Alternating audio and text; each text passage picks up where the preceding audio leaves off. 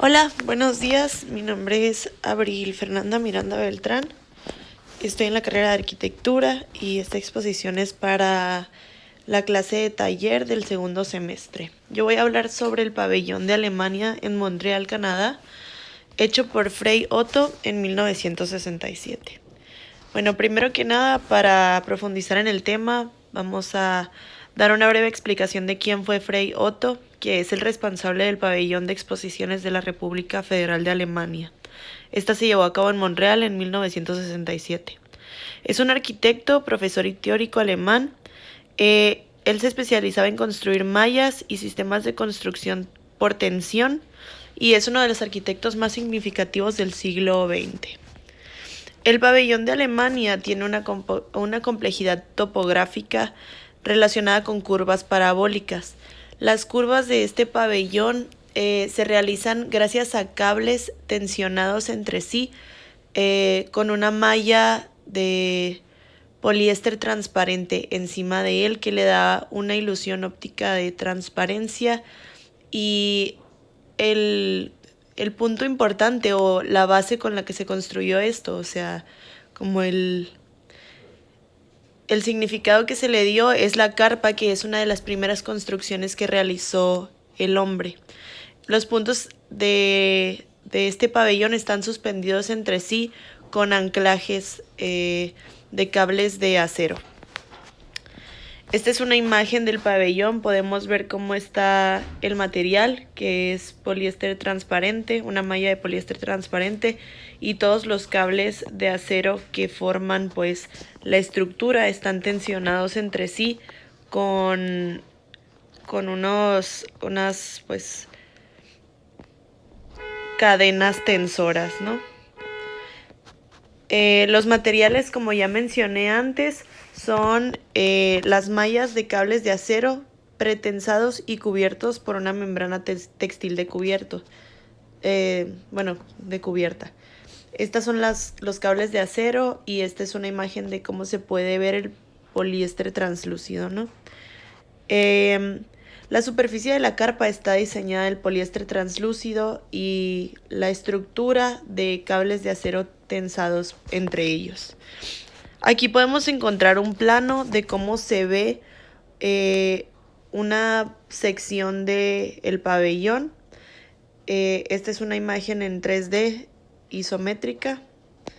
Estas son las plantas donde podemos encontrar dónde se localizan las coordenadas de los mástiles y la planta partida pues con los grados, ¿no?, de cada inclinación de los mástiles, y aquí está la extrusión de las alturas de cada una. Y bueno, ahora sí, para profundizar el tema vamos a explicar las características del objeto encontradas en este pabellón. La primera que yo encontré fue la densidad. A simple vista, el pabellón puede verse no como una estructura muy densa, pero si nos fijamos en la forma en la que se construyó y toda la malla, que es la estructura y le da forma al pabellón, podemos encontrar una densidad de materiales muy grande. Y también si lo relacionamos con la capacidad de que pues es una carpa de 7.730 metros cuadrados, que tiene 3 niveles, una altura de 36 metros total y un peso de 450 toneladas. Podemos darnos cuenta de que esta estructura y este pabellón tiene una amplia densidad. Otra es la escala y proporción. En el pabellón podemos encontrar la escala espiritual, ya que el tamaño no está relacionado con la dimensión o las medidas pues del ser humano, ¿no?, promedio. Es un tamaño muy grande, obviamente pues tiene acceso para ser habitado, pero la estructura en sí tiene una escala espiritual. Y la proporción pues es el colmo de referencia a una carpa, pero de una magnitud muchísimo más grande, ¿no? Entonces, pues esta toca pues tamaños que son muy, o sea, enigmantes para la vista, ¿no?, del ser humano. Siento que podemos encontrar densidad, escala y proporción en este pabellón. Otra es la textura, ya que el material del que está recubierta la estructura en forma de carpa da una imagen o da una apariencia de plasticidad, lo que hace ver pues al proyecto, a la construcción, como una especie de material moldeable, ¿no? Y otra es la opacidad y la transparencia, que se relacionan también con el material que se está usando, que es pues poliéster translúcido, que permite un paso de luz mucho más grande que otro material que sea menos o más opaco, y una opacidad moderada, o sea, no hay visión total hacia el exterior, pero podemos ver que de cierta manera puedes ver o puedes como estar en contacto con lo que hay a través de la carpa gigante, ¿no? Del pabellón. Aquí podemos ver los ejemplos, ¿no? Opacidad y transparencia, lo vemos en esta imagen de cómo la luz entra como de manera muy amplia y el material es un poco transparente, entonces te sientes en contacto con el exterior pero cubierto por una carpa, o sea, no ves un material tan espeso. Aquí podemos ver la textura, cómo se ve como una especie de metal o un plástico moldeable. Y, y acá está la densidad, escala y proporción. Podemos ver pues cómo la carpa tiene un material que la hace ver así como muy saturada. La escala y proporción es el tamaño tan grande que abarca pues el pabellón, ¿no? Los principios ordenadores de los objetos en el espacio. Podemos encontrar adición y sustracción. Si se fijan, tengo unas flechas aquí marcando cómo el punto entra y sale dentro de la carpa, porque no lo había mencionado antes, pero esta carpa tiene secciones donde se toca el material contra el suelo. Entonces podemos ver picos con los mástiles que salen hasta arriba y otros que tocan el suelo, y vemos un efecto de adición y sustracción de puntos, pues como referencia, ¿no? en el pabellón. Otro es carácter. El carácter, pues si se fijan, el pabellón es una estructura moderna que pues hace como un cambio revolucionario. Tiene un estadio, entonces advierte cómo es y cómo se comporta sin necesidad de ahondar. Podemos a simple vista, desde que nos acercamos a la estructura, ver que no es cualquier edificio lo que está ahí. Obviamente hay algo dentro más interesante y está hecho por alguien que pues pensó más la estructura, ¿no? Otro es la claridad. Debido a los materiales y su estructura, denota sencillez en el diseño, porque como había mencionado antes, este diseño está referenciado como la carpa, que es la primera construcción que desarrolló el ser humano desde sus orígenes, nada más que pues llevada a un nivel y una magnitud más grande. Otra es la continuidad. Esta me parece muy interesante porque demuestra como es enlace, traslado y seguimiento. Si se fijan, yo marqué unas flechas de cómo toda la estructura está girando.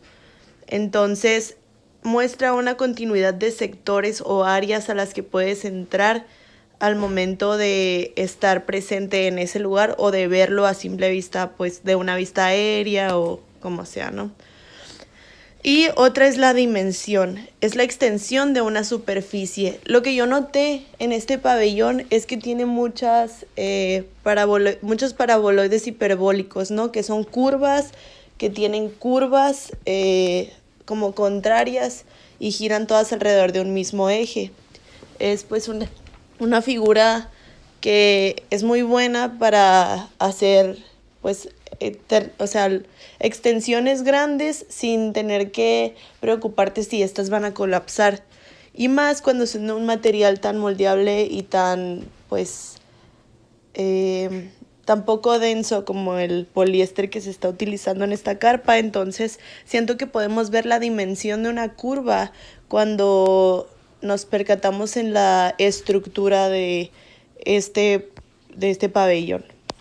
El otro es el eje. Como había mencionado antes, en continuidad, yo me di cuenta de que todo giraba alrededor de un solo punto. El punto lo podríamos encontrar en el centro de donde está toda la estructura, que probablemente no hay nada en él, pero vemos pues como un parque, un estadio, una zona recreativa alrededor de un lago. Entonces el eje marca un área donde se puede girar todo pues alrededor de esto, y la estructura está diseñada de esta forma, ¿no? para pues dispersarla de manera regular, organizarla de manera regular. La otra es la plasticidad, como había mencionado antes. El material crea un efecto de metal, plástico y la estructura misma, pues hecha con materiales, con cables tensores de acero. Y el ritmo y la variedad. Esto me di cuenta de que se ve en la localización de los mástiles, ¿no? Estos denotan un ritmo y van marcando cómo se va pues levantando la estructura entre sí y pues ves como que cada uno está de acuerdo con el otro, pero en esta parte de la estructura vemos variedad, o sea, los mismos puntos que marcan ritmo en el área del estadio, en donde está la explanada más grande, marcan variedad, pero todos ellos se unifican. Aún así, hay puntos en distintas partes y otros que se hunden, como está en esta parte que tocan el suelo. Entonces, hace un efecto dinámico en la presentación de este pabellón. Ay.